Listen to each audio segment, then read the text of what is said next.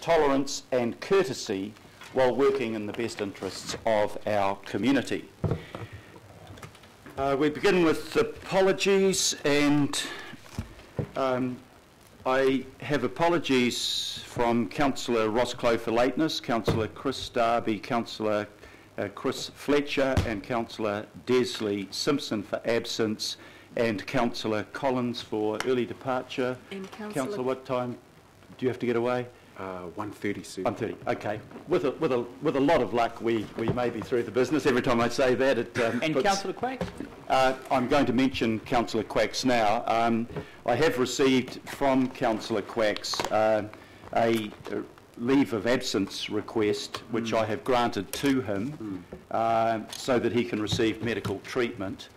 And I know that everyone around this table would join with me and wishing Dick the best through a really trying period. Our thoughts are with him and his family. So I just wanted to register that, and there's no need for a motion, formal motion, but we're all thinking of Dick. Maybe you can pass that on, Councillor Stewart, and wishing him the very best. I'll move the apologies be received. Second. Do I have a seconded? Councillor Cooper. All those in favour, please say aye. To the contrary, no. Carried. Declaration of interest. Are there any interests that need to be declared for the purpose of this governing body meeting? If not, we move on to confirmation of the minutes. I'll move that the minutes be confirmed as a true and correct record. Do I have a seconder for that? Seconded the Deputy Mayor. Any matters arising out of the minutes? If not, I'll put that resolution. All those in favour, please say aye. To the contrary, no. Carried. Aye. Petitions. There are no petitions. Public input.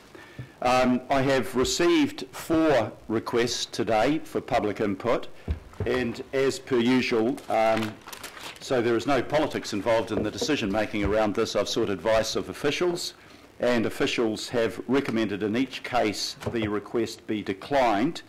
The first was in relation to treatment of cats, and there is a separate consultation process through the Regional Pest Management Strategy for that. The second is from an old friend, Laurie Ross from the Peace Foundation, but she has submitted previously on this, and therefore it has to be ruled out.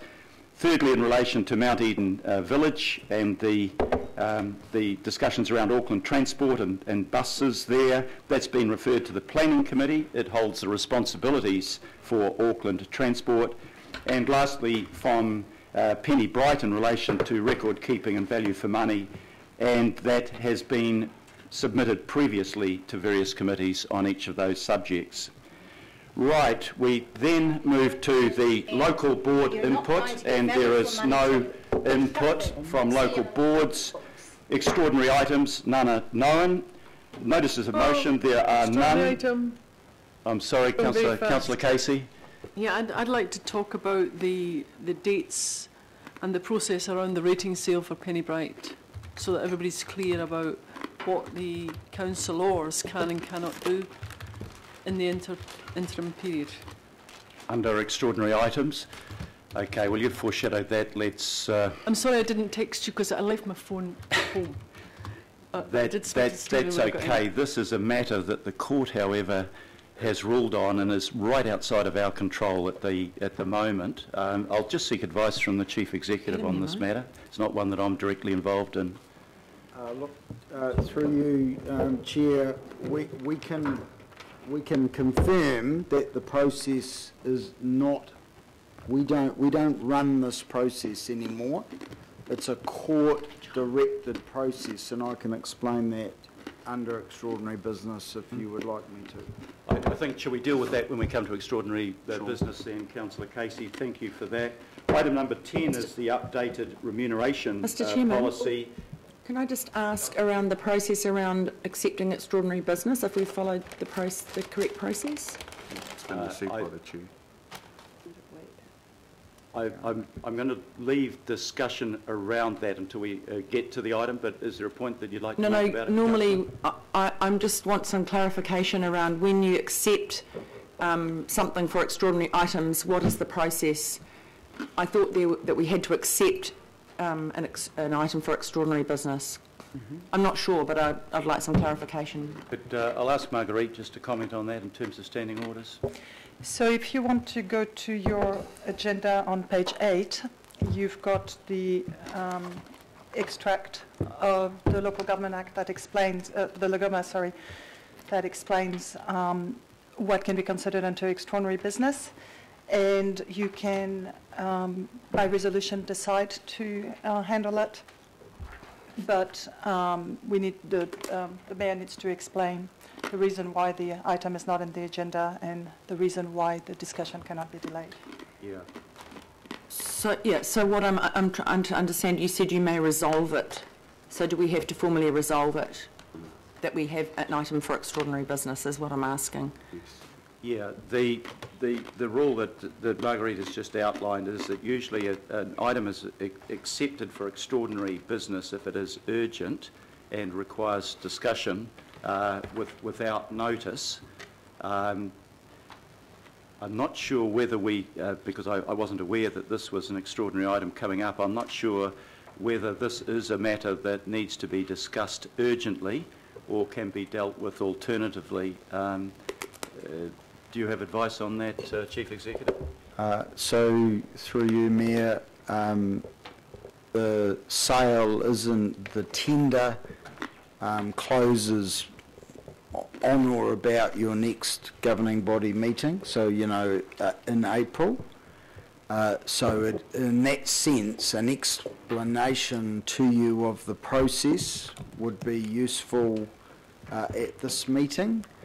And the process is not in our control, so you will not be making any decisions or resolutions, which is one of the key parts of the standing order. I mean, so, Mayor, really, we're kind of in the interests of transparency, just making sure that elected members do understand the process and what dates, what will happen on which dates and so on. So, Mr. Chairman, excuse me, just following on from that, I understand that. We actually have had a memo, so we all do have the information. However, it does say here that we have to resolve to make that an extraordinary item. It says that in section 46A7. The local authority by resolution so decides. So if you want to do that, we need to have a resolution. My understanding of that under the Local Government Act says you can't just say we're going to have it. You have to we have to resolve it. It says a local authority by resolution so decides. Okay. Decides. Well, so I mean, if we do it, fine, but we should do it properly. Well, to deal with it formally, I will move that under extraordinary business we hear an explanation from the Chief Executive Officer as to the process that has been followed. That is not an allowance of a debate over the substantive issue which has been dealt with by the courts. So on that understanding, I'll move that this item, under this item, we receive an explanation from the Chief Executive Officer of the process that has been followed. Second. It's been seconded by Councillor Casey. Everybody happy with that? I'll put that motion. All those in favour, please say aye. Aye. To the contrary, no. Carried. Thank you very much, and thank you for drawing that to my attention, Councillor, so that it's done appropriately. If you're so